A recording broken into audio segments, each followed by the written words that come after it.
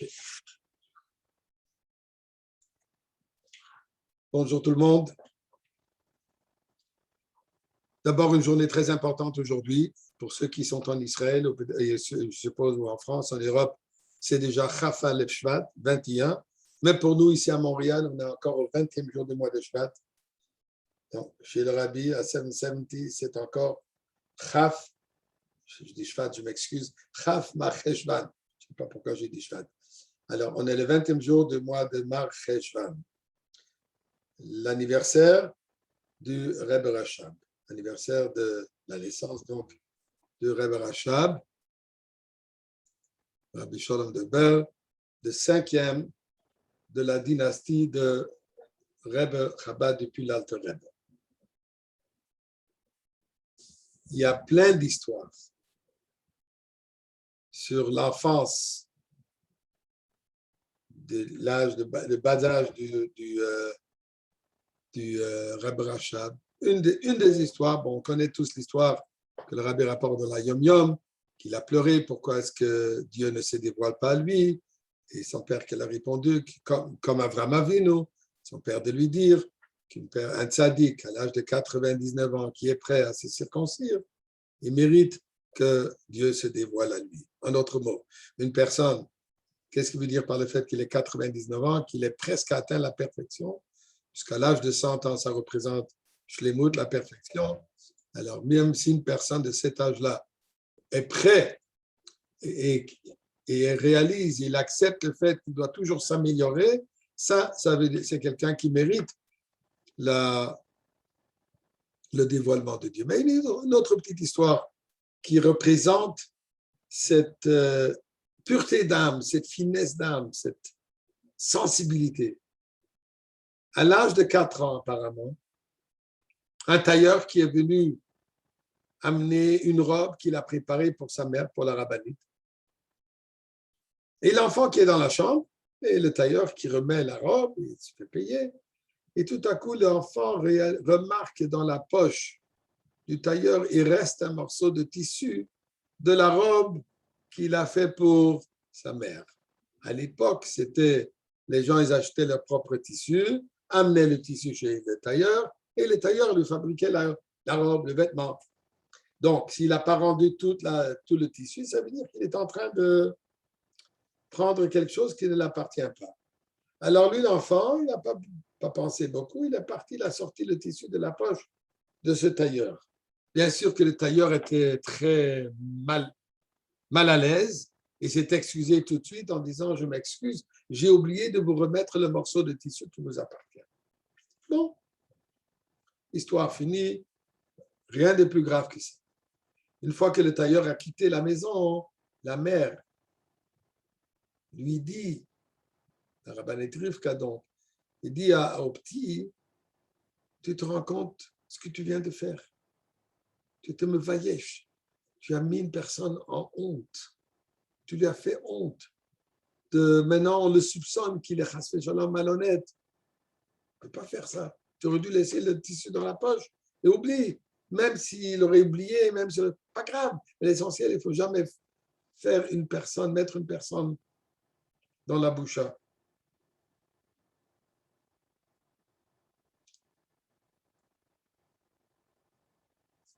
Bon, il a accepté. Plus tard, durant la journée, il est parti voir son père, un enfant de 4 ans. Il vient voir le Rebbe Marash, Shmuel, son père, et lui demande comment est-ce qu'on peut faire teshuva si on a apporté, si on a fait de la honte à une personne. C'est quoi la teshuva? Le Rebbe Marash lui demande pourquoi est-ce que tu poses la question? Il dit, je suis curieux de savoir, j'ai envie de savoir. Bon, le Rebbe Marash n'a pas insisté, il lui a répondu. La mère, elle a entendu cette discussion entre donc l'enfant qui demande au Rebbe Marash une teshuva sans de dire qu'est-ce qu'il lui a fait. Il a juste parlé comme ça en théorie. Et elle lui demande, pourquoi est-ce que tu n'as pas raconté à ton père ce que tu as fait? Il dit, maman, ça suffit que j'ai causé de mettre une personne, de faire de la honte à une personne. Tu veux encore que je parle du mal sur lui, que je fasse du lachon hara aussi? Non, ça, je ne veux pas. Un enfant de 4 ans. Et comme ça, il y a plein d'histoires.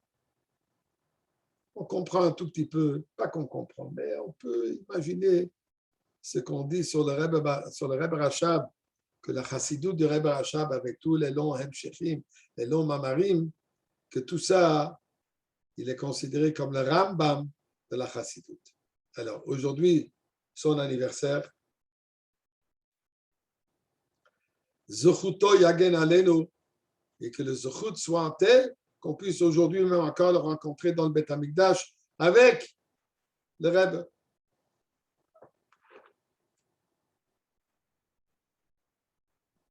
Juste, ça me rappelle une anecdote extraordinaire qu'à table, un Pessah, à table chez le rabbi précédent, donc le fils du Rebbe Rachab, coutume voulait qu'il y ait le Rebbe précédent, il avait toujours des invités à table de Shabbat Yom Tov. C'était un jour de Pessah. Et il y avait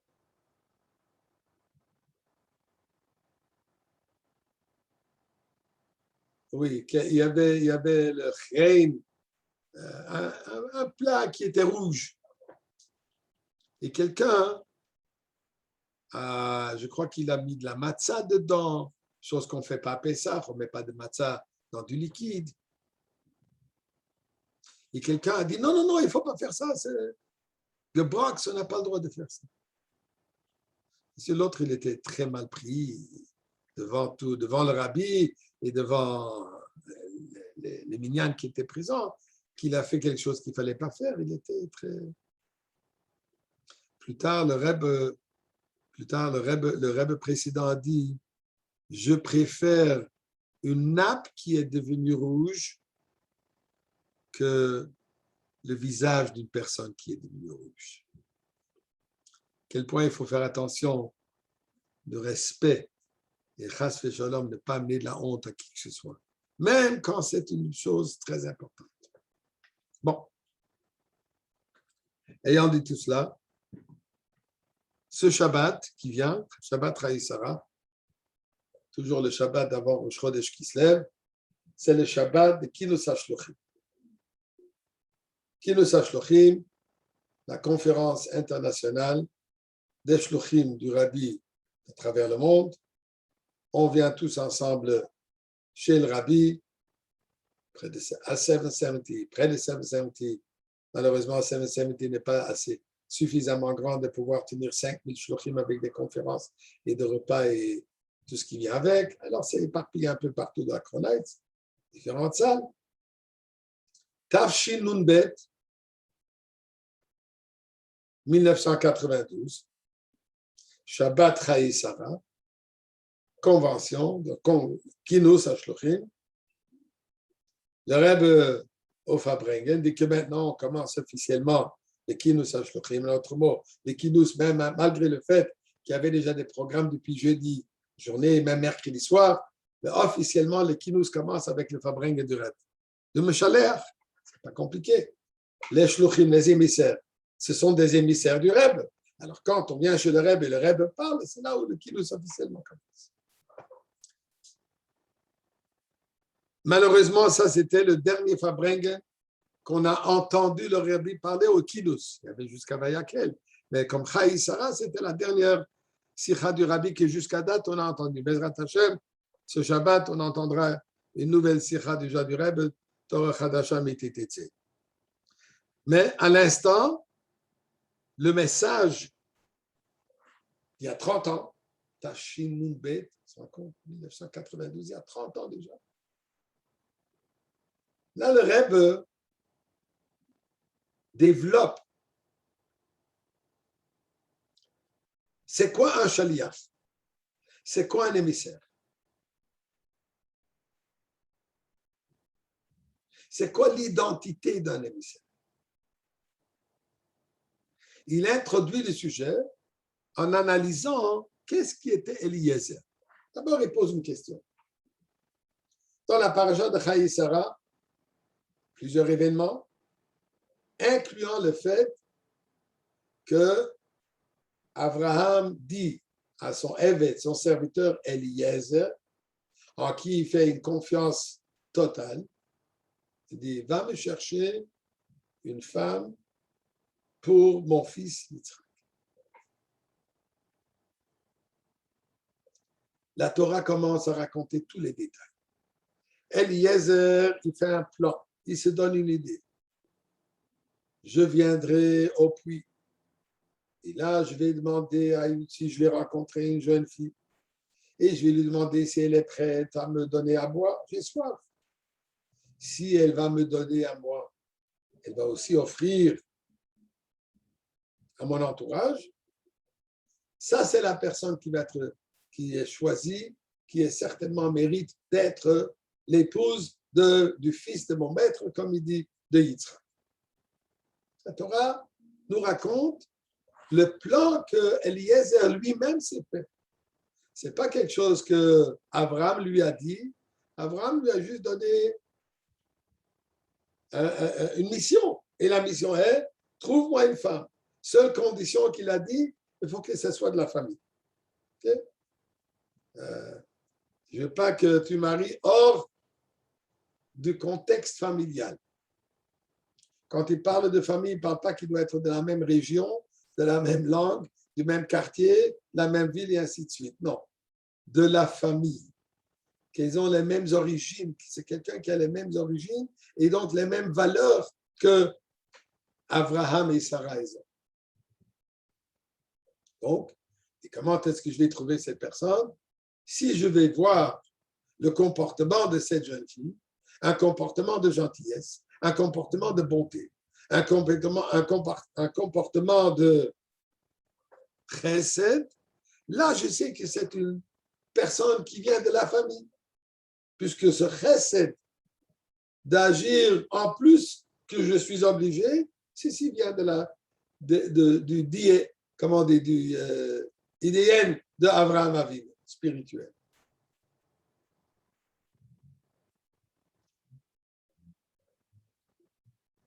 Pourquoi? Puisque imaginez-vous, Eliezer, un adulte, un guerrier, c'est lui qu'Abraham a pris avec lui pour aller se battre contre les rois pour sauver Lot. Vient avec tout un entourage de serviteurs et du bétail. Il est entouré avec des adultes, il est entouré avec des hommes. Il va se présenter à une petite fille qui doit sortir l'eau du puits avec toute difficulté et lui demander donne-moi à boire. Normalement, cette fille, qu'est-ce qu'elle aurait fait? Elle aurait envoyé balader. Moi, j'ai besoin de te donner de l'eau. Tu n'as pas honte de me demander de te servir. Tu es un adulte. Tu me demandes à moi de te servir. C'est même pas poli de demander à une jeune fille de servir un adulte, un homme comme ça, qui ne connaît pas dans la rue. Donc, qu'est-ce qu'elle a fait? Non seulement lui dit, je vais te donner, je vais donner même à tes serviteurs, je vais même donner à ton troupeau. Dit Eliezer, ça va prouver que c'est une fille qui a en elle ce caractère d'Abraham et Sarah, cette bonté absolue d'Abraham et Sarah, qu'Abraham a consacré sa vie à faire du bien à l'humanité. À tel point, il s'est donné non seulement son corps, non seulement son argent, son corps, son effort, mais même son âme. Il était prêt à donner pour le bien de l'autrui par le fait que quand Dieu vient le visiter, rendez-vous compte, Dieu vient vous visiter. Et je suis sûr que quand Dieu est venu, il n'a pas amené des petits chocolats bien faits. C'est un dévoilement divin extraordinaire. Malgré ça, dit Abraham Avinu, Dieu, je t'en prie, attends un moment, je dois m'occuper de ce que lui pensait que c'était des non-juifs, fort probable des idolâtres. Et Abraham dit, c'est plus important que je les nourris, que je reçois moi mon dévoilement, cette révélation divine absolue. Donc, Abraham Avinu, il donne son âme et son corps, il donne tout pour l'autre. Une fille qui va agir de cette manière, ça veut dire qu'elle vient de bonne souche, comme on dit. Elle vient de cette famille d'Abraham. Et la Torah dit qu'effectivement, c'est ce qui est arrivé. il s'est présenté, Bini Rivka Yotzad, et la Torah nous répète presque mot à mot tout ce que lui il a pensé, tout ce que lui il a programmé, prévu, planifié, ça s'est avéré, et finalement, Eliezer ramène Rivka avec lui, et le mariage de Yitzhak, Baruch Hashem, Mazal Tov. Je ne sais pas exactement s'il y avait un photographe ou qui était le traiteur, mais peu importe, le mariage eut lieu. La question que tout le monde pose, qui est même dans la Gemara aussi, nous savons que dans la Torah, chaque lettre est précise. Il n'y a pas une lettre en plus. Au point où les Chachamim disent, Rabbi Akiva veut dire, Yacholni, je suis capable, l'ilmot tilei tilim shel halachot, des montagnes et des montagnes d'halachot, je peux déduire de un vav, d'une lettre yetera qui paraît être en plus. Tous les halachot de Shabbat, Shabbat c'est quand même une journée importante avec plein d'halachot les plus durs, comme l'Alter Rebbe dit dans le Tanya, il faut continuellement étudier les halachot de Shabbat, puisque sinon on risque de transgresser le Shabbat si on ne fait pas vraiment attention comme il se doit, si on ne connaît pas les lois comme il se doit. D'où est-ce qu'on déduit tous les halachot? Tout ce qui est marqué dans la Torah, Shabbat, tu ne travailles pas. Une chose, il y a marqué, Shabbat, ne fais pas du feu. N'allume pas un feu. Chassidut explique qu'on parle aussi d'un feu de dispute, un feu de discorde. Jamais faire Shalom du feu dans la maison. Pas seulement Shabbat, durant toute la semaine. Mais la Torah ne nous dit pas quels sont les 39 melachot, avot principaux et tous les autres les toldot et tout la lachot qui en déduit. Non. Il n'y a rien de tout ce qui a marqué, tout ce qu'il a dit, que Shabbat, quand la Torah parle de la construction du Mishkan, il interpose Shabbat, tu ne travailles pas. Disent nos Chachamim, ici on en déduit que les travaux principaux qui étaient dans le Mishkan, on n'a pas le droit de faire Shabbat. Donc, indirectement. La Torah ne nous dit pas comment mettre les tefilines et tout, la halachot qui est là-dedans. La Torah ne nous dit pas les 1000 halachot qui est dans une. Pour écrire une mezuzah, tout ce qui est marqué, pour taftama mezuzot, tu vas écrire sur tes linteaux la maison. Il ne dit même pas quoi. Tout ça, on doit en déduire oralement. Pourquoi? Puisque chaque lettre de la Torah, elle est précise. Ce qui n'est pas nécessaire d'être dit n'est pas dit. Question qui se pose, qu'est-ce qu'il y a de tellement important de savoir toute cette histoire de Eliezer? Il programme il planifie un plan extraordinaire. Mais en quoi ça m'enseigne? En quoi ça me change mon avodat Hashem? En quoi ça m'améliore ma relation avec Akadosh Baruch Hu de savoir qu'Eliezer a fait ce plan? Et là, il répète, le plan a réussi, c'était un plan extraordinaire et le Torah reprend tous les détails. En quoi, c'est quoi le besoin de nous raconter tout ça? Et le Rebbe dit, ça c'est dans Parshat Chayei Sarah, l'Ashgacha Pratit, c'est le Shabbat du Kinous. Donc il doit y avoir un rapport entre cette histoire par rapport au Shluchim, à la Shlichut, et le Rebbe dit plus que ça. Pas seulement par rapport au Shluchim ou Shlichut, mais nous sommes tous des Shluchim d'Akadosh Baruch Hu. Nous sommes tous des émissaires de Dieu dans ce monde pour amener la Géoula, pour faire de ce monde une habitation pour Akadosh Baruch Hu, dire à l'Oïd disparare, de faire pour lui, Akadosh Baruch Hu, de faire une demeure pour Dieu ici dans ce monde. Donc tout ça doit être relié et il faut tout ça retrouver dans cette histoire du Shidduch qu'Eliezer a fait. Il ne parle pas beaucoup du mariage, il parle de la préparation, il parle du Shidduch. Nous explique le Rebbe le sujet suivant, qu'on vient de mentionner. La raison d'être, la raison pourquoi Dieu a créé le monde, comme on vient de dire, L'itave akadosh baruch hu liyot lo dira betartonim. Dieu a eu ce désir d'avoir une demeure betartonim ici dans ce monde ci-bas, dans ce monde matériel. Dieu ne voulait pas être limité, comme pour dire, pas chas v'shalom, de limiter Dieu, mais dans nos termes, comme l'Alter Rebbe dit dans le Shir Tanya d'aujourd'hui, Libre à Torah belashon bnei Adam, la Torah nous parle dans notre langage, puisqu'on n'a pas d'autre langage. Dieu ne veut pas exister seulement dans un contexte, dans un monde divin, il veut aussi être présent, dévoilé, se manifeste ouvertement et clairement dans le monde matériel, dans un monde qui en général il est l'opposé du divin, l'opposé de la spiritualité. Gashmiut et Ruchaniut, en réalité, de par soi-même, ils sont mutuellement exclusifs. Un ne peut pas, de par soi-même, ils ne peuvent pas coexister ensemble. C'est d'ailleurs un miracle, et d'ailleurs le Rambam dit ça sur la bracha, Baruch ata Hashem rofeh chol basar umafli la'asot. C'est quoi ce pélé? Rofeh chol basar, c'est lui qui guérit toute chair, umafli la'asot, il fait des miracles, il fait des pélé, quelque chose d'extraordinaire. C'est quoi c'est extraordinaire? Nous dit le Rambam, il explique que le fait que le corps peut être fusionné avec une âme, ça c'est le plus grand miracle possible. Que le matériel et le spirituel non seulement se respectent, mais au contraire, ils se complètent un à l'autre. Ça c'est un miracle extraordinaire.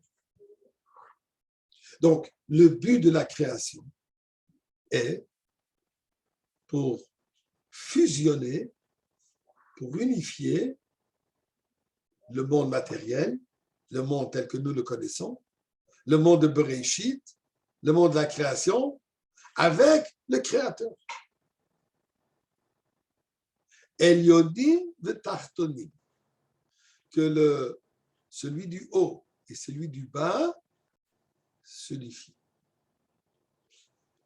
Ce processus d'unification du haut et du bas, en réalité, ça a commencé avec Matan Torah. Matan Torah, il y a marqué Vayered Hashem al har Sinaï. Dieu, il est descendu sur le mont Sinaï. Qu'est-ce que ça représente que Dieu est descendu sur le mont Sinaï? Dire qu'avant ça, il n'était pas au mont Sinaï, mais Dieu est partout. Dieu est partout, il n'existe pas. Melo chola haaretz kevodo. Dieu est partout. Comment est-ce qu'on peut dire que maintenant il est descendu? Avant ça, il n'était pas présent. Et en plus, c'est quoi le besoin pour qu'il descende, pour nous donner la Aseret HaDibrot, les 10 commandements? Il aurait pu nous envoyer un WhatsApp. Ils auraient pu envoyer un voicemail, un message, s'il aurait voulu. Il aurait pu parler fort. C'est quoi l'idée qu'il est descendu? Bien sûr, la Chassidoute nous explique. Ceci représente que Dieu, dans ce moment, s'est fusionné, s'est attaché, s'est connecté avec la montagne. Montagne qui représente le monde. Maintenant, Dieu a créé une nouvelle réalité dans ce monde.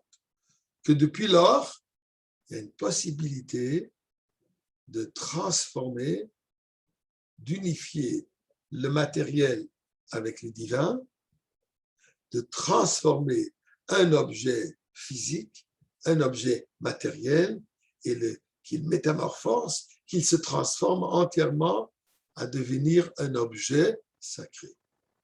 Exemple, on a parlé de mezouza. Une mezouza, c'est quoi? Un parchemin. Parchemin, c'est un morceau d'origine de cuir d'un animal. Maintenant qu'on en a transformé en parchemin et que le Sofer a écrit Shema Israël avec toute la halachot et toutes les kavanotes qui viennent avec, maintenant c'est plus un morceau de cuir chas v'shalom, c'est devenu un objet sacré. Dans toute l'histoire juive, quand le non-juif voulait vraiment peiner les juifs, qu'est-ce qu'il a fait? Il s'est attaché, il s'est Il a attaqué la mezouza, les tefilin, les sefri Torah, jusqu'à date aujourd'hui, Rahman el Etzlan. Combien de fois on ne trouve pas qu'il y ait des individus qui rentrent dans les synagogues juste pour déchirer des sfarim, juste pour, chas v'shalom, prendre des sefer Torah et faire, je ne veux même pas dire quoi avec. Pourquoi? Parce que ça, c'est la chose la plus chère. Mais c'est quoi finalement? Ce n'est qu'un parchemin, un morceau de papier. Bon, ça a imprimé des paroles de Torah. Mais le parchemin du parchemin, le papier, c'est du papier. Ce n'est pas le cas. Pourquoi? Puisque depuis Matan Torah, quand on prend un morceau, une matière quelconque, et on l'utilise, on la fusionne avec la parole de Dieu, ça devient un objet sacré. Donc c'est ça ce qui est arrivé au moment de Mont Sinaï. Yichud Elyonim V'Tartonim. L'unification de haut et du bas. Ça, c'est le but de la création. Yichud Elyonim V'Tartonim. C'est ce que Yaakov Avinu l'a vu dans son rêve, avec l'échelle, les anges qui montent et qui descendent, donc c'est unification de haut et de bas. Mais encore avant Matan Torah, il y avait, comme on peut dire, un apéritif à cette idée. Le mariage de Yitzhak et Rivka représente exactement ce concept, ce que dans la Kabbalah on appelle Yichud Ma ou Ban. Ma, la Chokma, ça représente Dieu. Ban, ça représente nous, le récipient, Am Israël, peuple juif. Ça, c'est ce Yichud de Ma et Ban. Yitzhak, lui, il représente le divin. Yitzhak, lui, il représente la Kedusha. Yitzhak, Olat Mima. Depuis qu'il est passé par le Hakedat Yitzhak, il est devenu un korban qui est kadosh, il n'avait même pas droit de sortir d'Eretz Israël. Donc lui, il représente l'endroit de Kedusha. Lui-même, il est kadosh. En plus, il est né miraculeusement. On connaît l'histoire. Il est né à un âge très avancé de Sarah ainsi que d'Abraham. Donc lui, il est un miraculeux, c'est une kedusha, il imprègne en lui le divin. C'est ce que lui représente. Donc Yitzhak représente le Ma. Yitzhak représente le niveau le plus supérieur. Sarah, de son côté, je m'excuse, Rivka, qu'est-ce qu'a marqué Rivka? Que Shoshana ben Achochim. Comme une rose qui est sortie de parmi les épis. Elle représente quelque chose qui vient du bas. Elle représente le tarton. Elle représente le mondain, le matériel. Le mariage de Yitzhak et Rivka représente ce Yichud Ma'uban. Ce n'était pas le cas d'Abraham et Sarah. Pourquoi? Puisque Abraham n'est pas de souche, comme pour dire Kedusha.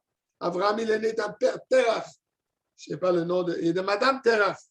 Les deux, ils étaient des idolâtres. Sarah ne vient pas d'un endroit très supérieur. Donc, le mariage d'Abraham et Sarah, bien sûr qu'eux-mêmes, ils étaient kadosh. Mais ça ne représente pas de la même manière ce Yichud de Ma'uban, de Elyonim de Tartonim, tel que Yitzhak est le premier juif né de parents, entre guillemets, juifs. Je dis entre guillemets, puisque toute une discussion, est-ce qu'Abraham, Yitzhak, Jacob, Sarah, Rivka, Rachel, Léa, et ainsi de suite, est-ce qu'avant Matan Torah, est-ce qu'ils avaient un statut de juif ou un statut de Ben Noach? Mais peu importe, on ne va pas rentrer maintenant là-dedans, mais d'une manière ou d'une autre, Yitzhak, il est né quand? Après qu'Abraham a déjà fait un Brit Mila. Quand Abraham, lui, il atteint je m'excuse. Quand Abraham, ça c'était après l'Akida. Quand Abraham, il atteint l'âge de 100 ans, sa perfection dans la Kedusha. Donc, dit le Rebbe, c'est pour ça que cette histoire, elle est tellement importante. Puisque cette histoire, ce mariage de Yitzhak et Rivka, représente le but de la création. Qu'est-ce que ça a à voir avec Eliezer? Si le Rebbe rentre dans toute une discussion, quel était le statut de Eliezer? Est-ce que quand Eliezer a été envoyé par Avraham Avinu de chercher une femme pour Yitzhak, est-ce qu'il était considéré un chatran? Je ne sais pas comment on dit en français un chatran, mais je suppose que c'est le mot international. Ou alors il est parti comme shaliach, comme émissaire. Qu'est-ce qu'il était lui? Quel était son statut? Quelle est la différence? La différence, c'est une différence fondamentale. Un chatran, c'est une tierce partie qui rend un service pour lequel il est payé. Comment on appelle ça? Un intermédiaire. En anglais, on appelle ça un salesman, un vendeur, un représentant d'une compagnie, quelqu'un qui travaille comme représentant d'une certaine compagnie. Il n'est pas associé avec la compagnie, c'est un représentant, il n'est pas propriétaire, il vend la marchandise, il reçoit sa commission et c'est fini. Il ne fait pas part de cette boîte, il ne fait pas part de cette affaire. Ce n'est juste que, il est payé pour le travail qu'il va faire, pour cette vente. Alors la question est, est-ce qu'Eliezer avait le statut d'un représentant, chatran dans ce cas, ou alors il avait le statut de shliach. Et le Rebbe donne différentes opinions là-dessus. Finalement, le Rebbe dit que le fait qu'Abraham y a marqué Nathan, il lui a tout donné. Abraham lui a fait confiance avec tous ses biens, avec tout son être, même son spiritualité, son âme, tout sa kedusha. Il a mis ça dans les mains d'Eliezer pour pouvoir trouver une fille pour son fils Yitzhak. Le fait qu'il a tout donné, il lui a fait confiance avec tout ce qu'il est colle, comme il a marqué. Et à Yitzhak, il a donné, il lui a tout envoyé, il a tout donné, tout ses biens. Même que ceci, c'est une question dans l'Acha, comment on peut le faire, puisque même dans la Tzedaka, il faut toujours garder quelque chose pour soi. Comme le Rebbe rentre dans ce détail, je ne vais pas rentrer dans tous les détails de toute la Sikha, mais le fait qu'il a donné à Eliezer tout, ceci montre qu'Eliezer était pas seulement un chatran, un représentant, mais vraiment, il était le shaliach d'Abraham. En quoi ça fait une différence? Quelle différence s'il était shaliach ou s'il était chatran? Eh bien, pour accomplir cette mission fondamentale, cardinale, pour relier Ma et Ban, il faut que celui qui cause, qui fait en sorte que cette union puisse se faire, lui, il doit posséder en lui les qualités des deux. Puisque pour être intermédiaire à unifier deux opposés, il y a celui qui doit pouvoir retrouver en soi-même ces deux aspects. Donc, d'un côté, Eliezer, il doit avoir en lui ces qualités d'Abraham,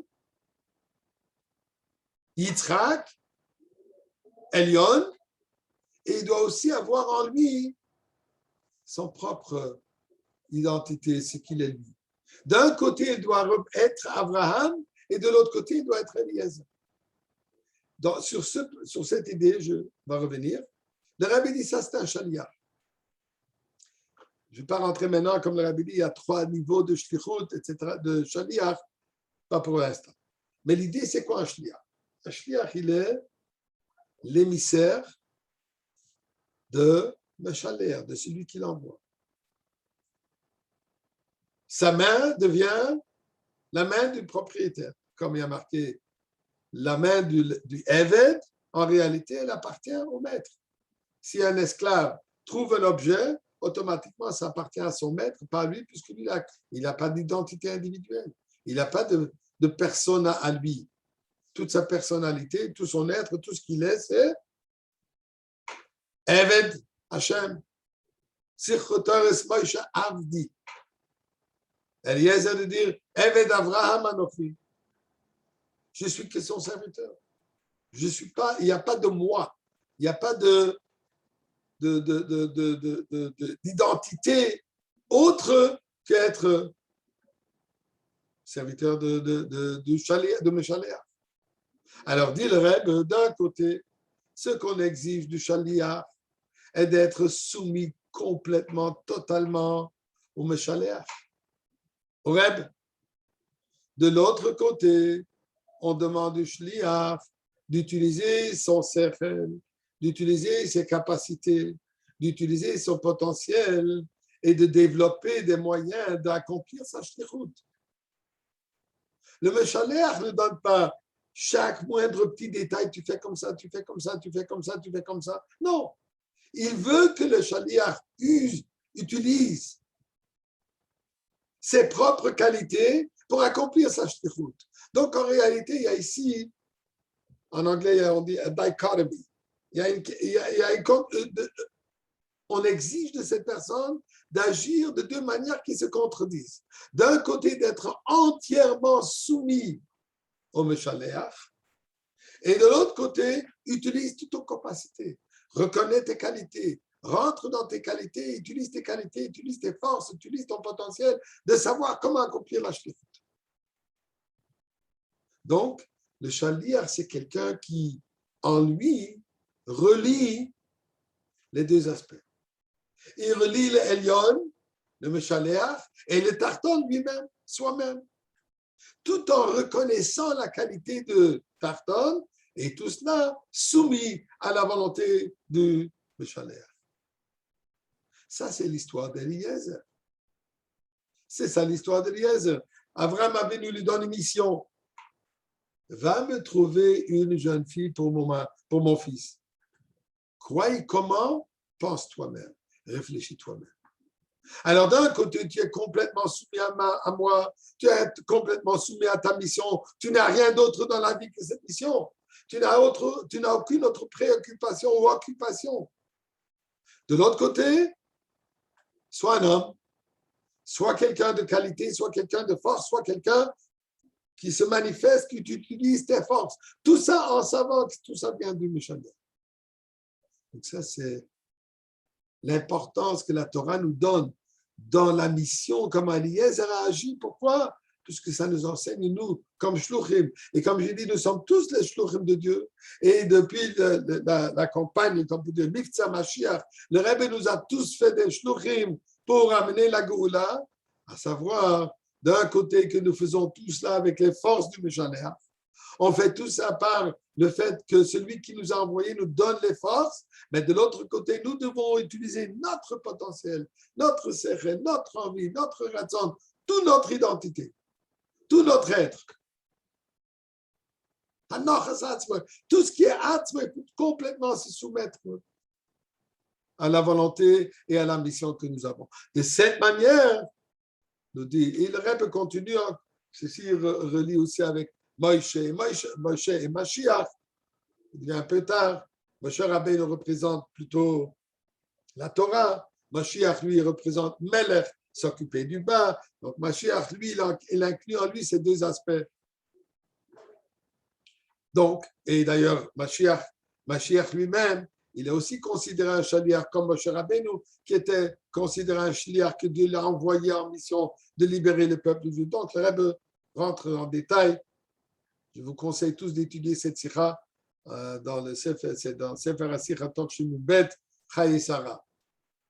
Mais c'est quoi le point ici essentiel? Comme le Rebbe nous dit, nous sommes tous shluchim. Nous avons tous la possibilité, donc le devoir d'accomplir la mission. C'est quoi la mission? La mission, elle est une. La mission est tout simplement Chibur Elyonim Vetartonim, unifier, fusionner, amener la divinité, le dévoilement divin dans ce monde, mais pas juste un tout petit peu plus, pas seulement avec des gilouyim, dire encore un dévoilement, mais d'accomplir à l'absolu que ceci sera avec le dévoilement complet de Mashiach Là, nous allons mériter de cette conclusion, de tout ce voyage qui a commencé depuis la création du monde et une étape importante, le mariage de Yitzhak et Rivka, Matan Torah, Bet Hamikdash, le dévoilement de la Chassidoute et aujourd'hui le dévoilement de la Geoula Bezrat Hashem. Juste pour conclure avec une petite histoire, un chassid, un shaliach en Angleterre, il s'appelait Aaron Dov Sofrim. J'ai entendu de lui cette histoire à plusieurs reprises et je répète, je crois textuellement les mots comme, en tout cas comme moi je l'ai entendu de lui. À un certain moment, il se trouvait dans une situation qui lui pensait être impossible. Rav de communauté, directeur d'école, s'occupe de différents de tsar, de Tirago de Chabad, de ce que vous appelez en France jeunesse Lubavitch, ou en Israël tsar, Tirago de Chabad, donc de toutes ces activités. Voit des gens individuellement. Il est arrivé au point, il a été physiquement, il n'avait pas assez des heures en journée de pouvoir accomplir toutes ses responsabilités. Il s'est dit qu'il ne peut pas continuer. Il faut qu'il lâche quelque chose, qu'il laisse, ou sa kihila, ou l'école. Il faut qu'il laisse quelque chose. Il est venu à Yechidout, chez le Rabbi. Et voilà, il expose son problème au Rabbi. Il dit, Rabbi, qu'est-ce que je dois laisser quelqu'un d'autre? Qu'est-ce que je dois déléguer? Et le Rebbe lui dit, en yiddish, de tous tortisch genug. Tu n'agis pas assez. Tu ne fais pas assez. Lui, un chassid, un soldat, un shaliach, un soldat, un vrai soldat, il dit au Rebbe, sur place, Rebbe vos norda firtan. Rebbe, qu'est-ce qu'encore je dois faire? Il fait passer, dis-moi quoi? Et le Rebbe lui ajoute ces paroles. Und das was du tust bis jetzt, et tout ce que tu as fait jusqu'à présent, tust du mit der eigenen Kirches, tu le fais avec tes propres forces. Du tust doch das mit der Kirches vom Meshalleach. Tu fais tout ça avec les forces du Meshalleach, de celui qui t'a envoyé, donc du Rebbe. Mais les Kirches vom Meshalleach kemeton asach mel. Avec les forces du Meshalleach, on peut faire beaucoup plus. D'un côté, le Rebbe dit, tu es un être humain. Utilise tes forces.